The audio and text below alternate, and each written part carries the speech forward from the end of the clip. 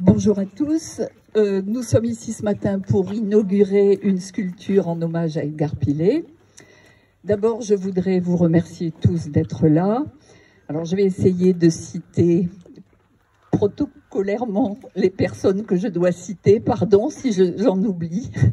Donc, je vous remercie, Madame la conseillère départementale, le ou les représentants du PNR, Thomas Azouz de la Semaine de l'Art, le président de la CDC, Médoc Cœur de Presqu'île, tous les maires de la communauté de communes qui sont là, les conseillers municipaux, les donateurs et toutes les personnes qui se sont déplacées.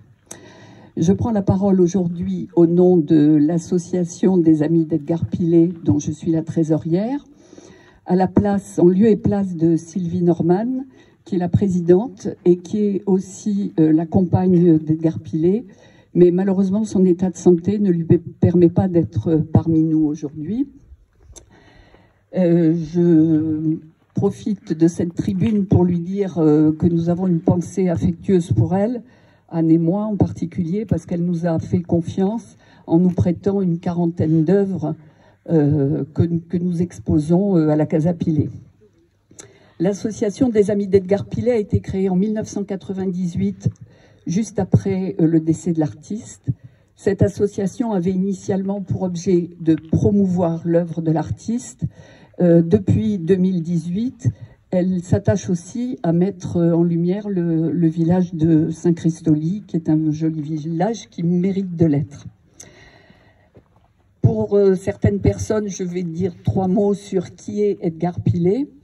C'était un petit médocain né à Saint-Christoli en 1912, que rien ne prédestinait à devenir un des leaders de l'abstraction géométrique française dans les années 50. Il avait commencé sa carrière artistique comme sculpteur. Il a fait les Beaux-Arts de Bordeaux et ensuite les Beaux-Arts de Paris. Dans les années 50, il a exposé dans le monde entier, aux États-Unis, dans les pays nordiques, en Indonésie, enfin en Espagne, en Italie, en Angleterre, dans plein d'endroits. Éternel chercheur, il s'est essayé à de nombreuses disciplines. Il nous a laissé une œuvre foisonnante en tant que peintre, sculpteur, architecte, écrivain et même cinéaste. Aujourd'hui, quasiment 25 ans, jour pour jour après son décès, nous sommes là pour inaugurer cette sculpture. Ce projet est né officiellement à l'automne 2020 au sein du conseil municipal. En réalité, il avait commencé à se dessiner beaucoup plus tôt, en 2014, quand Sylvie Norman est venue pour la première fois à Saint-Christoli. Et tu dois t'en souvenir, Stéphane, elle avait déjà évoqué ce projet à mi-voix, un peu comme une éventualité qui avait peu de chances de se réaliser. Elle avait évoqué non seulement le projet, mais aussi ce sujet. Et ce sujet, quel est-il ? Il s'agit d'une planche extraite du film animé réalisé par Edgar Pillet en 1951. Ce film s'appelle Genèse. Il a été acheté par le musée Pompidou à Paris en 1980 et il est considéré comme un jalon important de l'histoire de l'art abstrait français.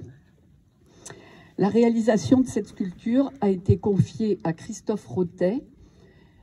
Son nom d'artiste, c'est MPCEM, Mouvement pour Corps et Mental. C'est un sculpteur breton qui est spécialiste de sculpture monumentale en acier corten.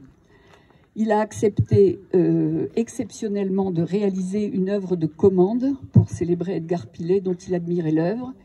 Mais comme il se considère ici comme un artisan et pas comme un artiste, il a choisi de s'effacer une fois que la sculpture a été réalisée. C'est pour ça qu'il n'est pas présent aujourd'hui. Nous le regrettons et le remercions vivement pour son implication dans un projet qui a été contraignant pour lui, tant sur le plan technique que sur le plan financier, parce qu'il a été généreux.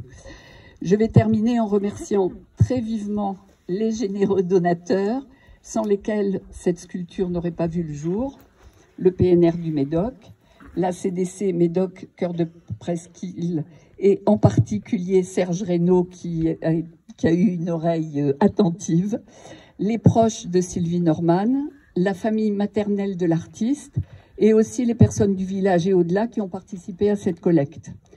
Et maintenant, je vais laisser la parole à Stéphane, qui va vous parler des aspects techniques du projet et de son intégration dans le territoire.